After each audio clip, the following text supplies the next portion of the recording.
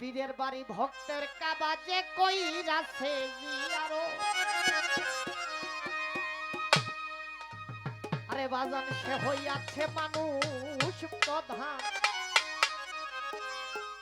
সে হইয়াছে মানুষ প্রধান, পাইছে ভান্ডারির নিয়ামত।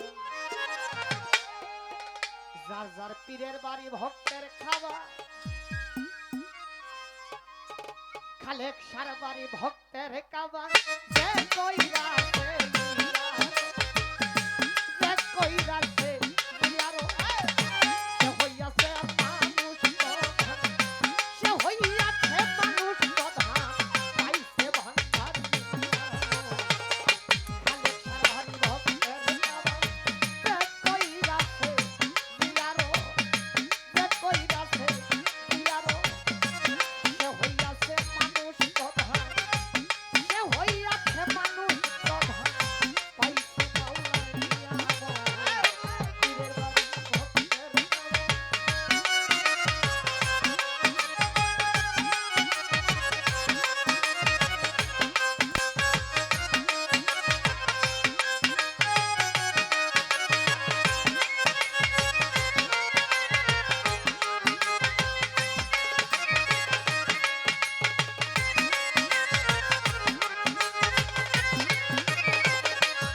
মাসুদ ভাই পীর মুর্শিদ হইছি তারে কাবা, মনের মতো ভুই যারে লইবা কুদ্দুস ভান্ডারি।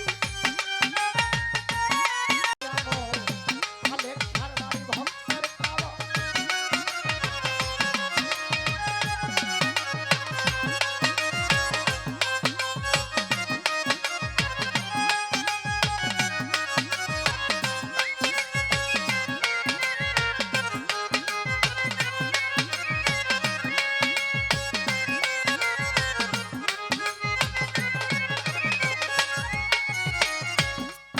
আমার খাজাই কই কুতুবউদ্দিন রে।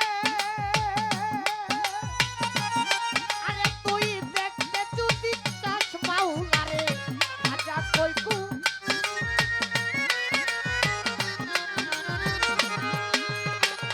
কুদ্দুস ভান্ডারি, খাজা কই কুতুবউদ্দিন রে।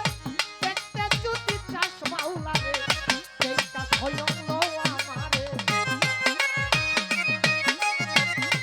এইটা স্বয়ং লো কুদ্দুস সারে, এইটা হই মাওলার সুরই।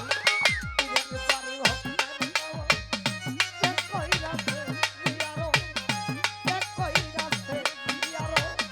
কালাগাজী শাসে হইয়াছে মানুষ প্রধান, মুরিদ ভান্ডারি পাইছে মাওলার নিয়ামত। পীরের বাড়ি ভক্তের কাবা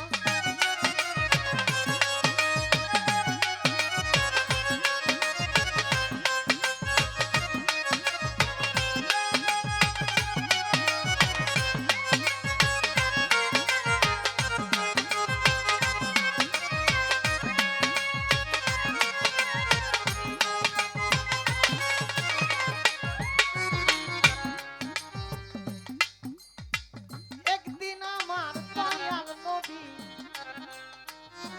কি করিলেন ভাই, এই কথাটা সবার মাঝে আমি বলতে চাই। ছোট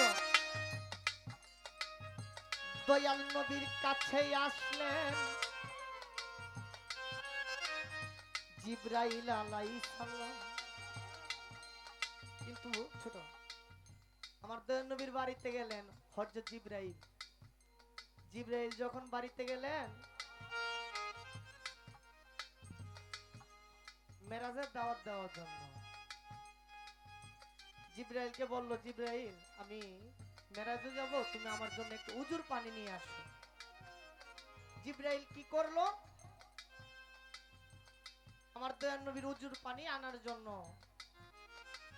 তিনি খালে গেলেন, খালে পানি নাই। বিলে গেলেন, পানি নাই। সাগরে গেলেন, নদীতে গেলেন,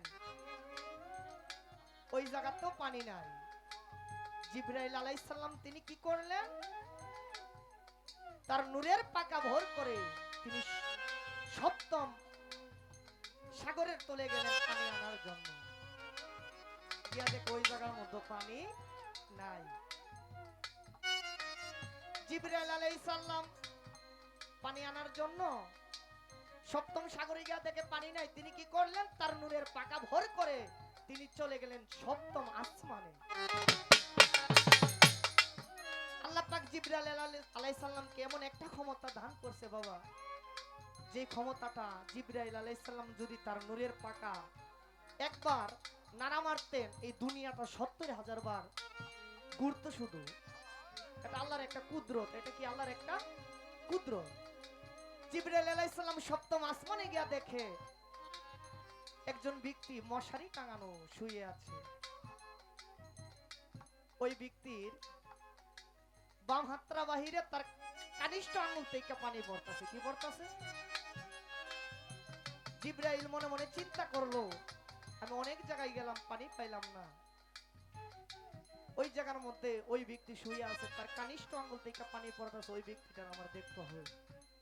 জিবরাইল চলে গেলেন তার ধারে গিয়া, যখন তার কাপড়টা টান দিলেন, যেই নবী বলছিল জিবরাইল আমার লেগে পানি নিয়ে আসো, ওই দয়ার নবী ওই জায়গার মধ্যে শুয়ে রয়েছে। একবার সুবহানাল্লাহ কইবেন না? আমার জিবরাইল মনে মনে চিন্তা করলো, আমি ওই জায়গার মধ্যে নবীরে রাইখেছি, আর যাইতে হইব। জিবরাইল তার নূরের পাকা ভর করলেন, ভর করে দেখে আমার দয়ার নবীর উজু মুবারক হয়ে গেছে। নবুয়তে যাদেরকে নবী রাসূল বলা হয়, বেলায়েতে তাদেরকে বলা হয় উলি এবং আউলিয়া। একজন উলি আউলিয়াকে যদি মহব্বত করতে পারেন, মন থেকে যদি দিলের কালিটা মুছতে পারেন, তখন তুমি মাওলা আলীকে দেখবা, যেই কাবা ঘরের মধ্যে হযরত শেরকুদা আলীর জন্ম হয়েছিল। এর জন্য মাওলা আলী বলেছেন, ওরে পীর মুর্শিদ হই জিন্দারে কাবা